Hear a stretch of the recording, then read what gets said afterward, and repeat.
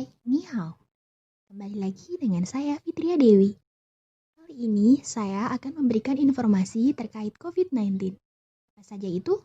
Mari kita simak bersama. Yang pertama, SARS-CoV-2 dan COVID-19. SARS-CoV-2 merupakan virus corona yang belum pernah teridentifikasi sebelumnya. Sedangkan penyakit yang disebabkan SARS-CoV-2 disebut dengan COVID-19. Virus corona sendiri merupakan keluarga virus yang sangat besar. Ada yang menginfeksi hewan seperti kucing dan anjing. Namun ada pula jenis virus corona yang menular ke manusia, seperti yang terjadi pada COVID-19. Penyakit COVID-19 pertama kali dideteksi di kota Wuhan, Provinsi Hubei, Tiongkok. Dan di Indonesia sendiri terkonfirmasi pada bulan Maret 2020. Gejala COVID-19 yang paling umum, demam, batuk kering, kelelahan.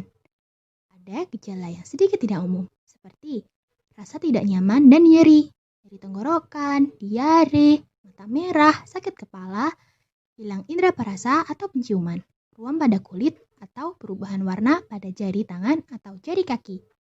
Untuk gejala serius, ada kesulitan bernafas, nyeri dada, hilangnya kemampuan berbicara, atau bergerak. Segera cari bantuan medis jika Anda mengalami gejala serius. Hubungi dokter dan fasilitas kesehatan yang ingin Anda tuju sebelum mengunjunginya.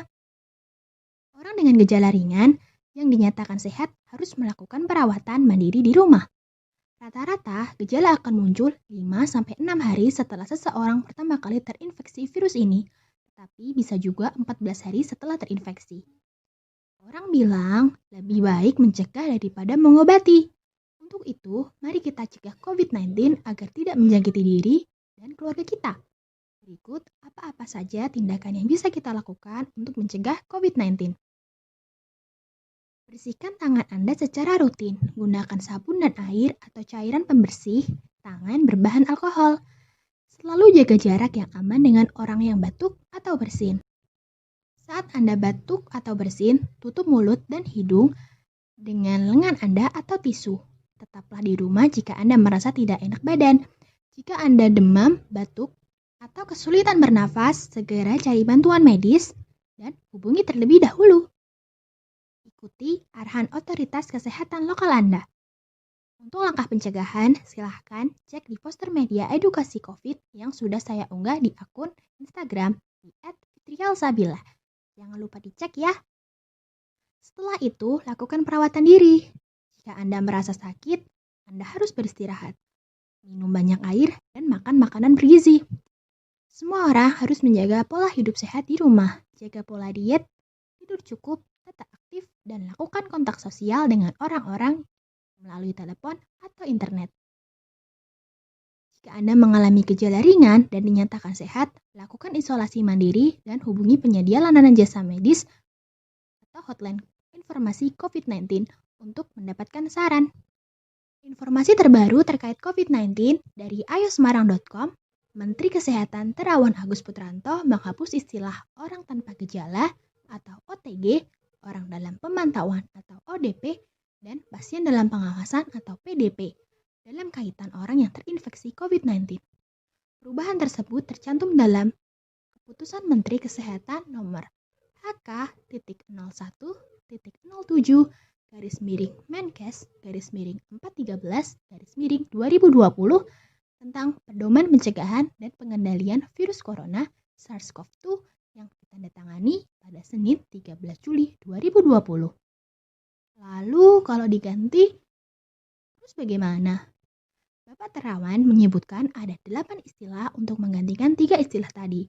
Berikut adalah 8 istilah beserta penjelasannya. 1. Kasus suspek. Seseorang yang memiliki salah satu dari kriteria berikut. Orang dengan ISPA atau infeksi saluran pernafasan akut dan pada 14 hari terakhir sebelum timbul gejala memiliki riwayat perjalanan atau tinggal di negara atau wilayah Indonesia yang melaporkan transmisi lokal. Orang dengan salah satu gejala atau tanda ISPA dan pada 14 hari terakhir sebelum timbul gejala memiliki riwayat kontak dengan kasus konfirmasi atau probable COVID-19. 2. Kasus probable. Kasus probable adalah suspek dengan ISPA berat atau meninggal dengan gambaran klinis yang meyakinkan COVID-19 dan belum ada hasil pemeriksaan laboratorium RT-PCR. 3. Kasus konfirmasi. Seseorang yang dinyatakan positif terinfeksi virus COVID-19 yang dibuktikan dengan pemeriksaan laboratorium RT-PCR. Kasus konfirmasi dibagi menjadi dua. Ada simptomatik, kasus konfirmasi dengan gejala, dan asimptomatik, kasus konfirmasi tanpa gejala. 4. Kontak erat. Orang yang memiliki riwayat kontak dengan kasus probable atau konfirmasi COVID-19. 5. Pelaku perjalanan. Seseorang yang melakukan perjalanan dari dalam negeri atau domestik maupun luar negeri pada 14 hari terakhir. 6. Discord. Pasien disebut discord apabila memenuhi salah satu kriteria berikut. 1. Seseorang dengan status kasus suspek dengan hasil pemeriksaan RT-PCR 2 kali negatif selama 2 hari berturut-turut dengan selang waktu kurang dari 24 jam. 2. Seseorang dengan status kontak erat yang telah menyelesaikan masa karantina selama 14 hari. 7. Selesai isolasi. Selesai isolasi apabila memenuhi salah satu kriteria berikut. Kasus asimptomatik yang tidak dilakukan pemeriksaan follow-up RT-PCR dengan ditambah 10 hari isolasi mandiri sejak pengambilan spesimen diagnosis konfirmasi.